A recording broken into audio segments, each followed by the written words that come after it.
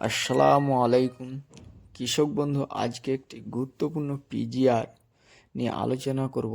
এটি হলো বায়ার কোম্পানির প্লানোফিক্স।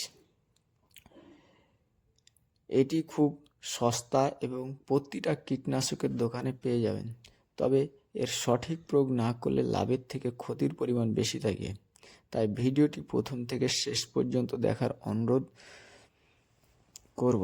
এই ভিডিওটি আমরা জানব প্লানোফিক্স কি উপাদান দিয়ে তৈরি, এটি ফসলে কিভাবে কাজ করে, এটি কোন কোন ফসলে প্রয়োগ করা হয়, এর ডোজ কত, কোন সময় স্প্রে করা হয়, বাজারের দাম কত।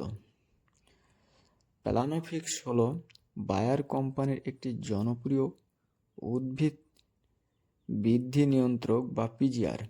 এর মূল উপাদান হলো আলফা ন্যাপথা অ্যাসিটিক অ্যাসিড 4.5% থাকে।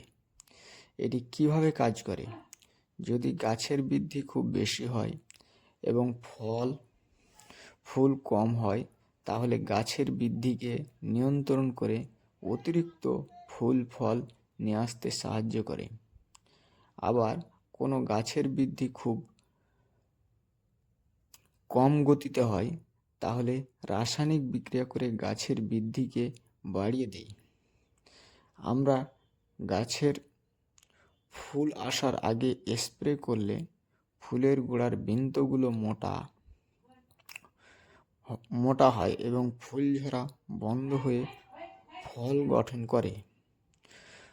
কোনো গাছের ফুল স্বাভাবিকের থেকে অনেক ছোট হলে ফলের আকৃতিকে বড় করতে সাহায্য করে, অর্থাৎ এটি গাছের ফুল ও অপরিপক্ক ফল ঝরা নিয়ন্ত্রণ করে। এটি কখন স্প্রে করব? স্প্রে করার আগে জমিতে পর্যাপ্ত সেচ দিতে হবে। তারপর একেবারে সন্ধ্যার দিকে ঠান্ডা ও পরিষ্কার জল দিয়ে স্প্রে করতে হবে।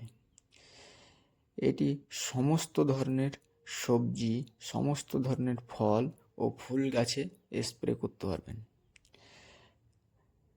এর ডোজ অত্যন্ত গুরুত্বপূর্ণ। 1 ml প্লানোফিক্স 5 লিটার জলে দিতে হবে। 20 লিটার জলে 4 ml ব্যবহার করতে হবে। এর ডোজ বেশি হলে গাছের ফুল, ফল ও পাতার ক্ষতি হবে। তাই এটি মাপার সময় ইঞ্জেকশনের সিরিঞ্জ ব্যবহার করতে হবে। বাজারে এর দাম 100 ml এর দাম 150 টাকার মধ্যে পাওয়া যাবে। সতর্কতা: অতিরিক্ত ব্যবহার করলে ফল উল্টো ঝরে যেতে পারে। ভিডিওটি ভালো লাগলে চ্যানেলটি লাইক এবং সাবস্ক্রাইব করুন।